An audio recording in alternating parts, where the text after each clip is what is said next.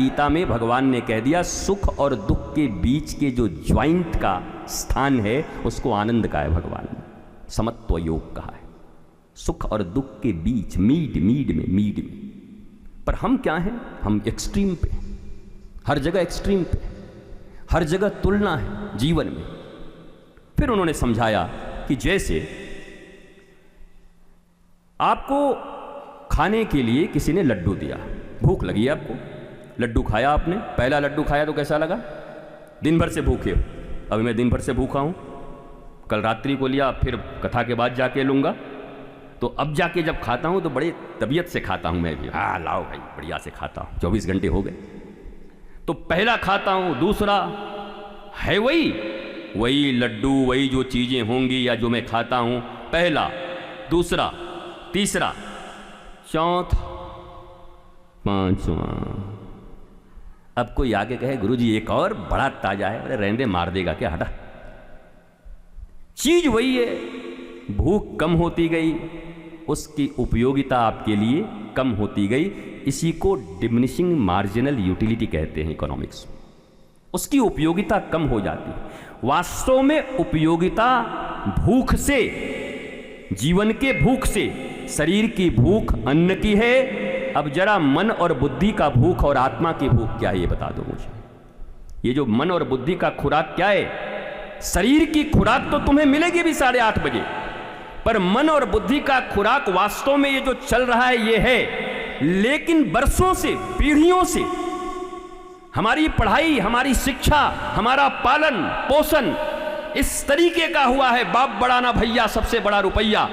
हमारी बुद्धि में, हमारे चित्त में, हमारे मन में इस बात को भर दिया गया है कि वास्तव में अगर दुनिया में कहीं सुख है तो धन में है, अगर दुनिया में सुख है तो प्रतिष्ठा में है। यद्यपि प्रतिष्ठा को हमारे शास्त्रों में सूकरी विष्ठा कही गई है।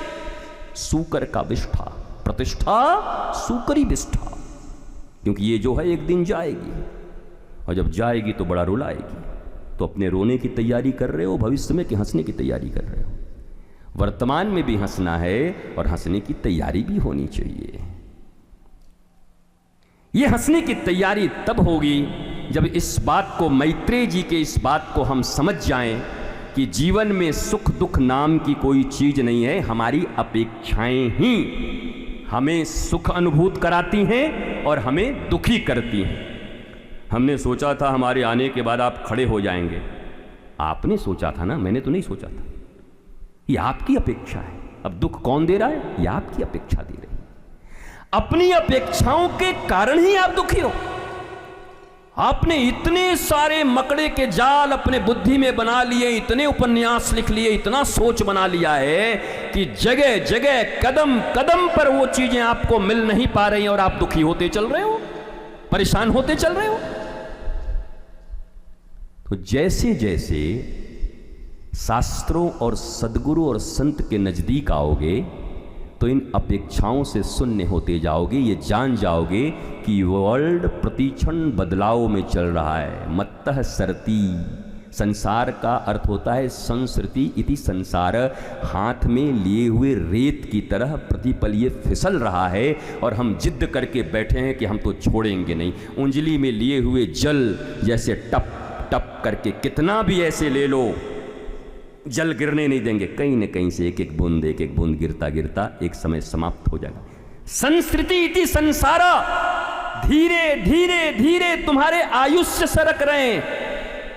सबसे बढ़िया बात, जरा समझो इस बात को। एक माता गई मेले में जाकर के आईना के दुकान में चली गई। महाराज 3-4 घंटे में पूरा दुकान को एकदम प्रलय करा दिया। ये आईना, ये आईना, ये आईना। दुकानदार ने कहा माता क्या भूकंप लाएगी?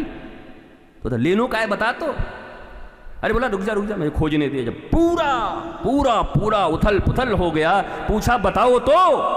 बोला मैं 15 साल पहले तुम्हारे दुकान में आई थी, तब तुम नहीं थे। बोला हाँ हमारे पिताजी थे, अब वो नहीं हैं। आगे बताओ। बोला तो एक आईने में जैसा मेरा चेहरा दिख रहा था, अब वो आईना नहीं दिख रहा। कमाल है। 15 साल पहले एक आईने में जैसा तुम्हारा चेहरा दिख रहा था, वो आईना खोज रही हो। आईना वही है तुम भी भीतर से आत्मिक रूप से वही हो, पर जो चीजें नश्वर हैं, प्रतिबल नष्ट हो रही हैं, कोशिकाएं नष्ट हो रही हैं, वो नष्ट हुई हैं। अब तुम 15 साल पहले वाली नहीं हो, वो आईना नहीं मिलेगी। ये फिल्म वाले भी इतने झूठे हैं, वो गाते हैं आईना मुझसे पहली सी सूरत मां। अरे आईना थोड़ी मांग रहा है, आईना निर्जीव चुपचाप बैठा हुआ, तेरे सब पहली सूरत मांग रहा है आईना। आईना तो कह रहा है तुम्हारा बदसूरत चेहरा लेके कहीं और जाओ। फिल्म वाले गा भी रहे आईना मुझसे पहली सी सूरत मांगे। आईना को क्या गरज पड़ी कि तुमसे पहली सी सूरत मांग रहा है?